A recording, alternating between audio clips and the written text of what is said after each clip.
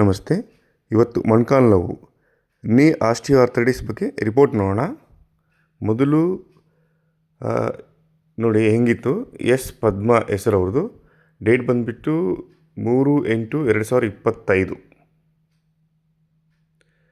Right ನೋಡಿ, ಕಂಪ್ಲೀಟಾಗಿ ನಿಮಗೆ ಸವೆತ ಆಗಿಬಿಟ್ಟಿದೆ. ಎರಡು ಜಾಯಿಂಟ್ ಮತ್ತು ಸರಿದಿದೆ, ಪ್ಲಸ್ ಅಂಟ್ಕೊಂಡಿದೆ, ಪ್ಲಸ್ ಸೈಡ್ ಸರಿದಿದೆ. ಈಗ ಲೆಫ್ಟ್ ನೋಡಿ, ಕಂಪ್ಲೀಟಾಗಿ ಅಂಟ್ಕೊಂಡ್ಬಿಟ್ಟಿದೆ. ಇದು ಮೊದಲು ಅವ್ರು ಹೆಂಗೆ ನಡೀತಾರೆ ನೋಡೋಣ. ಮೊದಲು ಹೆಂಗೆ ನಡೀತಿದ್ರು ನೋಡಿ. ಟ್ರೀಟ್ಮೆಂಟ್ ಮುಗಿದ ಮೇಲೆ ನೋಡಿ, ಎಸ್ ಪದ್ಮಾ ಸೆಲ್ವಿ. ಡೇಟ್ ಬಂದುಬಿಟ್ಟು 4/11/2025. ಮೊದಲಿಗೆ ರೈಟ್ ನೋಡೋಣ.